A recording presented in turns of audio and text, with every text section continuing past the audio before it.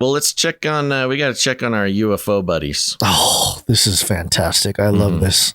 Yeah. All right. Yeah. Obama, tell us about it. There's footage and records of objects in the skies that we don't know exactly what they are. Aliens. Yep. Aliens. So we got to stay one step ahead of Shilzilligons. He's trying to step on our turf. I'm going to check real quick. I'm popping over to Chris Saliza's Twitter, see if he's tweeted anything about Nephilim. See if he's signaling us since last episode. Let's see here. Not yet. Let's see. I don't think he catches him live. You don't think he watches the show live? There's probably a delay in it's all response. Fox stuff. Liz Cheney, slow-mo moment. Everybody, it's all January 6th stuff. He's on the. You should tweet like, "Oh, were there Nephilim at January 6th?" Liz Cheney, tell us the truth. Is Liz Cheney a Nephilim? What if everything just turns into Nephilim on his timeline? Then we'll really know. This one is weird. He just simply. This was still 21st. This was yesterday. He simply tweets a GIF. I believe this is from The Godfather when they kill the guy in the wheat field driving. Oh yeah, yeah. Just saying, leave the gun, take the cannoli. Don't know what he's trying to say there. Is there? It's so strange. It's such an odd thing for him to tweet. I was seeing if there was like. Did we reference a cannoli last episode? No, I think that's just deep into the confines of the mind of Chris Shilzilla mind. Really fascinating caverns of thought that show up on Twitter. All right, we'll figure it out. Well, like I said, we got to stay 3 evil steps ahead of Chris Shilzilla. Says defensenews.com headline, Pentagon renames UFO office, expands mission to include Transmedium objects. Transmedium. After only 8 months of existence, the Pentagon's office tasked with investigating and tracking UFOs or unidentified aerial phenomena will look beyond the stars for objects of interest. On Wednesday, the Pentagon announced that it renamed and expanded the authority of the government's chief UFO office, formerly known as the Airborne Object Identification and Management Group. AOMG. I like the management part because it's, you gotta, if you find the UFOs, you gotta manage the UFOs. You can't let these UFOs go unmanaged, and gives it an especially sort of bureaucratic flair. The office will now be known as the All Domain Anomaly Resolution Office, or AARO. Way cooler name. All Domain Anomaly Resolution Office. What do you mean all domain? Does that include space and cyber? And with the new name comes increased responsibilities, the Defense Department said in a statement. While the group was mostly focused on airborne and threats in space, the renamed office will also look into unidentified objects that are submerged in water or deemed transmedium. Not as exciting, but still cool. You got to do it one pebble at a time. You can't dump the whole bucket of rocks onto people's heads. Well, I have no idea what you're trying to say, Gantz, but that's okay. I just like to let it flow over me. Whatever you're saying, the spirit of it is very much affecting me. Because you've got these UFOs that start underwater and then blast up out of water. With no speed changes whatsoever. You remember this? Yeah, I do. Yeah, keep reading though, because it does give us a. I will. Transmedium typically refers to the ability of an object to fly across multiple environments. For example, an object could be considered transmedium if it could fly through Earth's atmosphere in addition to another environment, such as space or underwater. The office's new scope and name result from a provision of the National Defense Authorization Act for fiscal 2022. The bill included a provision to establish an office with responsibilities that were broader than those originally assigned to the old office. It's got to be better than Trump's office. The renaming comes amid an uptick in interest in UFOs in Washington. Congress takes renewed interest in the issue. And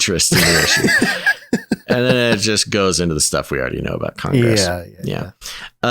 So there you go. Way cooler name. All Domain Anomaly Resolution Office. That is a name that you can be proud of, especially if you're working in the government. You've been excited and into UFOs for years. And they're like, oh, finally, the government's going to study UFOs. And you're like, oh, my gosh, this is my chance. And you get hired to the Airborne Object Identification and Management Group. Ah, bummer. Oh, wait, they're changing the name. All Domain Anomaly Resolution Office. That's much more Men in Blacky. It is. Arrow. Welcome to Arrow, kid. Well, this is fun. What's interesting about this Transmedium thing, and obviously, they're telling everybody it's space to water to air, but there could be some other things.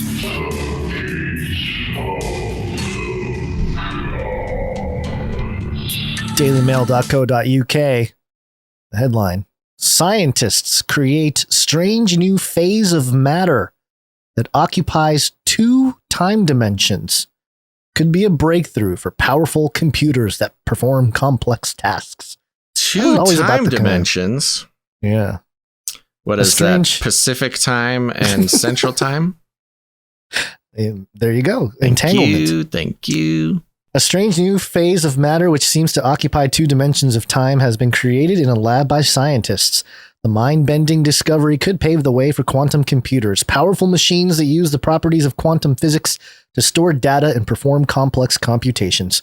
It also represents a completely different way of thinking about phases of matter, according to computational quantum physicist Philip Dumitrescu of the Flatiron Institute.